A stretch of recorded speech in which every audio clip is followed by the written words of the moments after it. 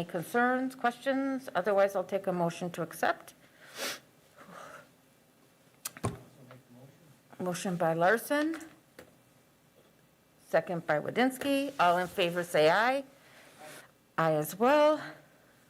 And it passes. Human Resources Report for November.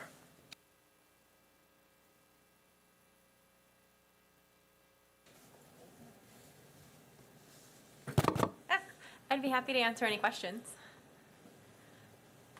It's a pretty straightforward report. Seeing none, we'll put that on file. Okay, number 3, discussion and possible action reclassifying the position of Business Development Specialist to Economic Development Manager. So we've been looking at this position for a while.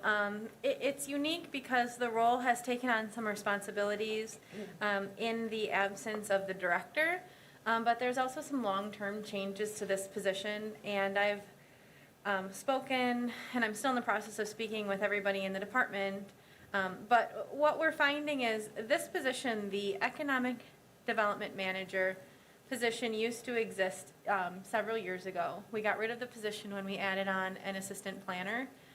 And the feedback that I'm getting is that based on the level of work, we really do need this position back in the extent that it was previously filled. And from an HR standpoint, I appreciate that because it gives us some cross-training. All of our economic development eggs aren't in the single basket, where if that person is unable to work, we've got a second in command who can kind of right the ship and keep the city going, which is an important aspect. So we are asking to reclassify a position. So we've got a business development specialist, which is essentially an hourly position, and we're looking to expand the responsibilities, let that position function to a greater capacity that will be of much better use to the city, and become a salaried position. So I don't know if there's any questions about how that position would change or kind of the thought process behind the reclassification. The mayor's here as well. I don't know if you're looking for any input from me. This was something that I was pushing. You'll know that our business development specialist right now has been working pretty much nonstop on lots of projects that we've asked him to. He's been taking the lead on some of the development agreement things. He's been working, being the lead on the economic development meetings. You know, he's got meetings morning and night. So I think that this makes a lot more sense for the level of work that he's doing. And I think it will only benefit us once we do get our community development director on board to have this other person who can also work specifically on economic development alongside the director. Any further questions? Go ahead. Will this change, will that substantially affect, the economic development director's position, or is that something that we don't really have to be too concerned about? I know it's vacant right now, so. Sure. I don't expect it to substantially impact. The expectation is that it's going to take some of the day-to-day burden off of that position so they can more equitably manage the various arms of that department. Instead of having the director's time be filled, the lion's share being filled with economic development, this would allow someone with a manager level authority and responsibilities to take on projects to allow that person to expand their attention to other areas like block grant, housing, as well as the city's overall marketing and communications plan. I was going to say that I was on I was on HR when this was changed. Really, this position that we changed in 2019 was an admin position.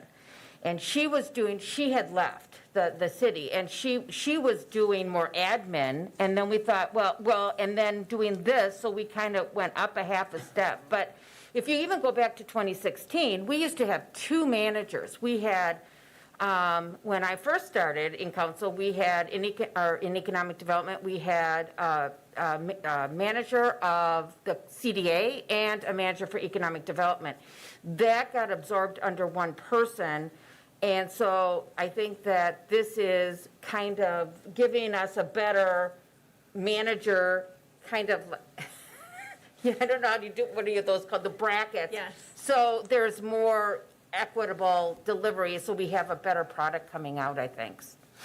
The feedback that we got was that so much time was being spent at the director level with economic development, that some of the other areas felt a little shortchanged.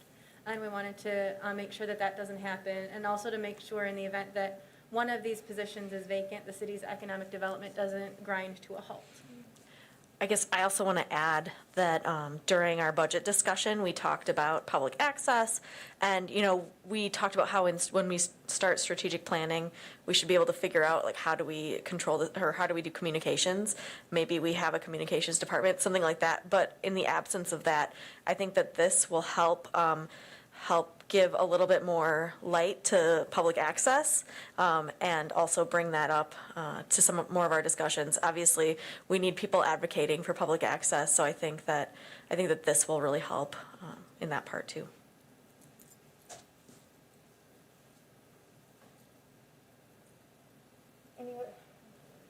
Any further questions?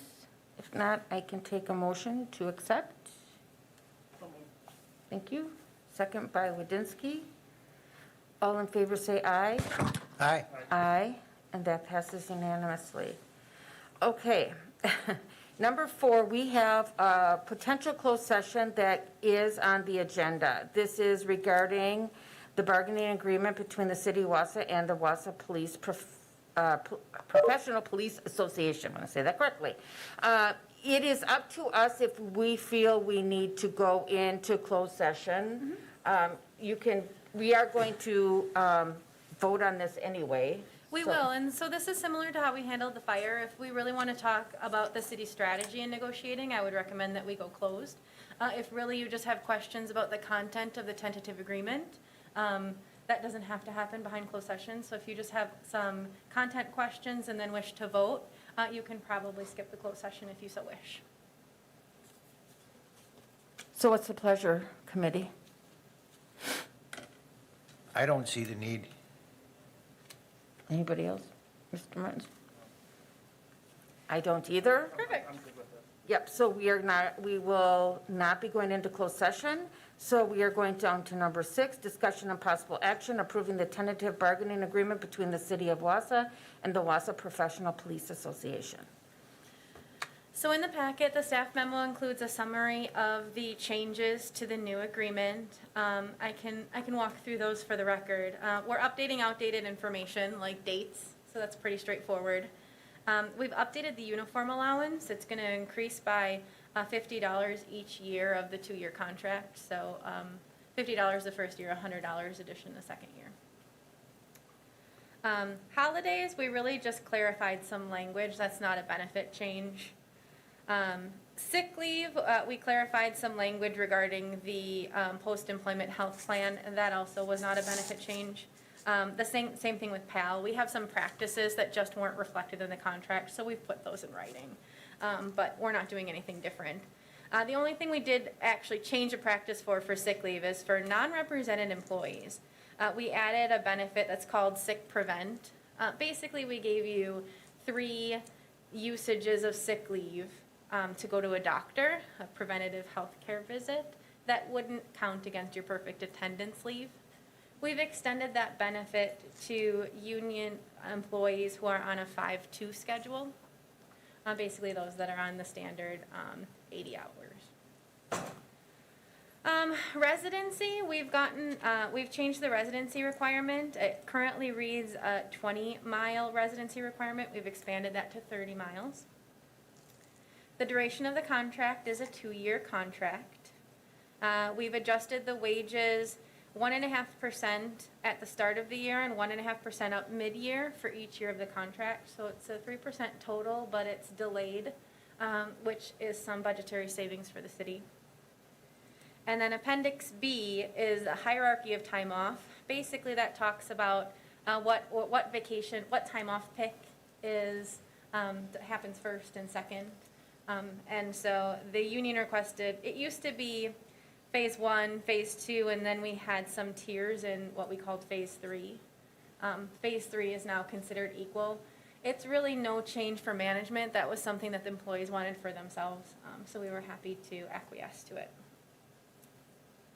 don't know if there's any questions about this, or if we had, the chief is here as well.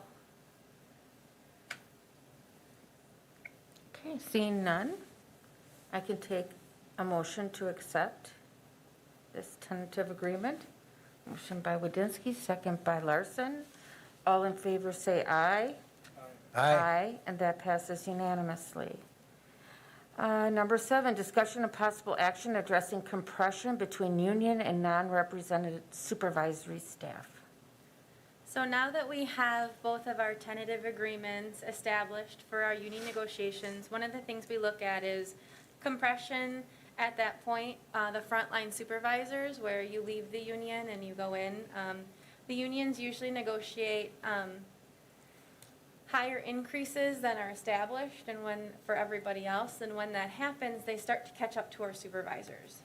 So we always keep a look and make sure that there's at least a 5% spread between the frontline supervisors and the union. And so we did evaluate that with our new fire, police, and metro contracts, and there are some areas of compression that we would recommend that we address at this committee level and send on to finance. For Metro, there is one supervisor who's experiencing some compression, so we're recommending he be increased a single step. The same thing for the fire department. There is one supervisor who doesn't have the 5% spread into next year once those increases go into effect. So the recommendation is another step increase for one individual. For police department, we're seeing quite a bit more compression. There are going to be 6 lieutenants who don't have a 5% spread by the middle of next year. If you remember, I said that the 3% increase was divided out. The first increase is fine. It's the second increase where they catch up to us. So I'm recommending that we increase those 6 individuals by a single step. There's going to be more compression into 2022 for that group, but I'm recommending that we don't take any action currently, but I'm going to keep it on my tickler file and we can address it as it comes up. Mary Ann and I have been talking about 2022's budget, and I think there's some things that we're considering that might affect how we address that compression, so I don't want to lock us in too early. I don't know if there's any questions. Pardon me, is this all been budgeted too, or how does this affect the budget? Sure, these increases. Or what does it add to the budget? Sure. It's not reflected in the budget, so it would be an addition and have to go to Finance Committee. It costs about $7,400 plus benefits. Thank you. You're welcome. Go ahead. If there's no further discussion, I make the move that we send this on to Finance Committee. Second? Make the motion, I should say. Thank you. Second by Wadinsky. Okay. Any other discussion? Otherwise, all in favor say aye. Aye. Aye, and that passes unanimously. And I think that is it. So, motion to adjourn. Motion? All in favor say aye. Aye, and we are adjourned. Thank you very much for the nice, quick meeting. Thank you. And then I missed who moved and who seconded for adjourn. Did you catch? I saw it. Okay. I saw you do your